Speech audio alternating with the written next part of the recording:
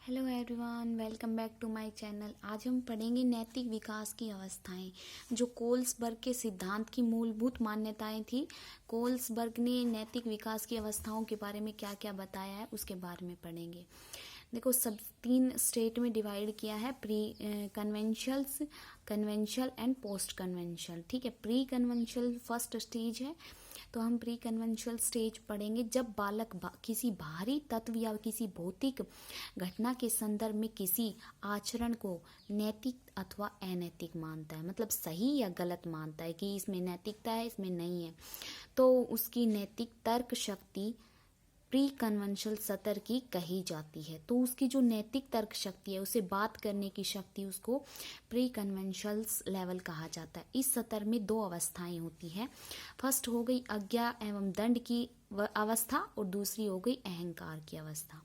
जब कोई बच्चा किसी कार्य को करता है तो वो किस कारण से करता है उसके बारे में बताते हैं। फर्स्ट भी हो गई आज्ञा एवं दंड की अवस्था। कोल्सबर्ग के अनुसार इस अवस्था में बच्चे का चिंतन दंड से प्रभावित होता है। परिवार के बड़े सदस्य बच्चे को कुछ कार्य करने का आदेश देते रहते हैं। इन आदेशों का उल्लंघन करने पर उसे दंडित किया जाता है। ऐसी परिस्थिति में बच्चा यह सोचता है कि दंड से बचने के लिए आज्ञा का पालन करना अनिवार्य है। छोटी आयु में और अपरिपक्व होने के कारण बच्चा किसी कार्य को करने या न करने का निर्णय इसीलिए लेता है क्योंकि उसे दंड का भय होता है। जब हम किसी बच्चे को काम करने के लिए कहते हैं तो ये बोलते हैं कि अगर ये काम नहीं करेगा तो तुम्हें पनिश किया जाएगा। पनिशमेंट के डर से वो बच्चा आज्ञा का पालन करता है। ठीक है, तो ये होगी आज्ञा एवं दंड की अवस्था। ठीक है, सेकंड है अहंकार की अवस्था, स्टेज ऑफ ईगो। इस उप अवस्था में बालक का चिंतन स्वरूप बदल जाता है। आयु में वृद्धि होने के परिणाम स्वरूप बच्चा अपनी आवश्यकताओं और इच्छाओं को भली प्रकार से समझने लगता है। उसके द्वारा किए जाने वाले अधिकांश कार्य उसकी इच्छा पूरी हो जाती है। यदि कोई इच्छा उसे झूठ बोलने से पूरी होती है तो वह झूठ बोलना सही मानेगा। भूखे रहने पर किसी वस्तु को चुरा कर खाने का आचरण नैतिक आचरण मानेगा। ठीक है, उसके अंदर ईगो आ जाता है, मतलब अहंकार आ जाता है कि वो गलत चीज़ को भी अपने तरीके से सही बनाता है कि भाई ये अगर मैं ये कर रहा हूँ तो ये सही होगी। वो खुद के तरीके से ही नैतिकता का आचरण करता है। ये हो गई अहंकार की अवस्था। नेक्स्ट हम पढ़ते हैं कन्वेंशनल सतर। ठीक है, इस सतर में प्रशंसा की अवस्था और सामाजिक व्यवस्था के प्रति सम्मान की अवस्था। प्रशंसा की अवस्था क्या होगी कि इस अवस्था के अंतर्गत बच्चा किसी कार्य को इसलिए करता है ताकि दूसरे लोग उसके काम की प्रशंसा करें, उसके जो बिहेवियर है उसकी प्रशंसा करें। इस अवस्था में बच्चा सामाजिक प्रशंसा और निंदा के महत्व को समझने लगता है। बच्चा इस निंदनीय आचरण से बचने का प्रयास करता रहता है। देखो, कोई भी किसी बच्चे की बुराई करता है, उसकी निंदा करता है, तो वो कोई भी है निंदा करवाना पसंद नहीं करते हैं कोई भी, तो सब उसकी प्रशंसा करे, सब लोग ऐसा ही सोचते हैं। और बच्चे स्पेशली तो दूसरे और समाज के सदस्यों में विशिष्ट भूमिका की अपेक्षा रखते हैं। जब बच्चे इन भूमिकाओं का निर्वाह उचित प्रकार से करते हैं तो समाज में उन्हें सम्मान मिलता है और जो जैसा अपनी तरीके से इमेज बनाता है, अच्छी इमेज बनाएगा तो उसमें अच्छे तरीके के गुण होंगे, ऐसा लोग सोचते हैं। और अगर उसकी मतलब निंदा कर रहे हैं तो वो बुरा इंसान है।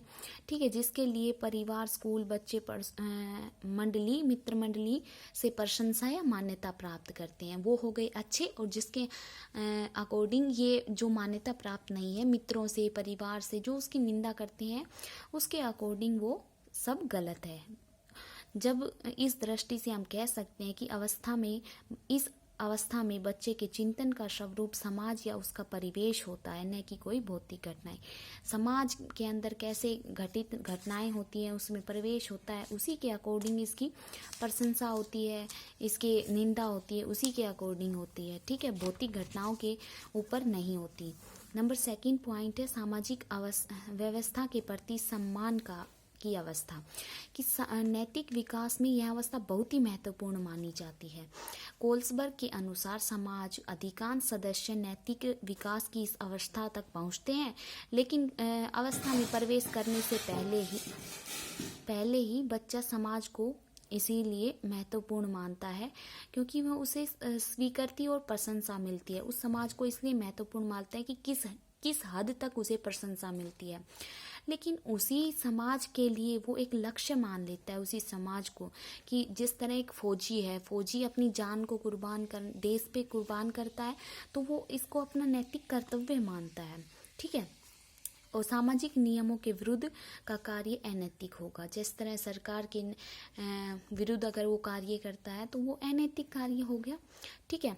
नंबर 3 है पोस्ट कन्वेंशनल सतर, कि जो सामाजिक समझौते की अवस्था है, जो सामाजिक समझौता, इस अवस्था में प्रवेश करने पर व्यक्ति का नैतिक चिंतन की अवस्था में परिवर्तन आता है। लेन देन करते हैं परिवार के लिए, मतलब एक समाज के रूप में संबंध स्थापित करता है। वो पैसों के लिए या फिर किसी भी वस्तु के लिए चोरी नहीं करता है। वो उसको समझ में आ जाता है कि चोरी करने से व्यक्ति और समाज के बीच समझौता टूट जाता है, और अपने नियम, प्रथाओं और कानून के द्वारा समाज व्यक्ति की स्वतंत्र अधिकार को सुरक्षा प्रदान करता है।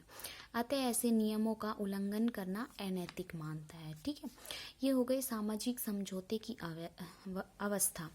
नंबर 2 है विवेक की अवस्था। देखो, जब भी हम किसी नैतिक कार्य को करते हैं तो उसकी अंतिम अवस्था होती है नैतिकता।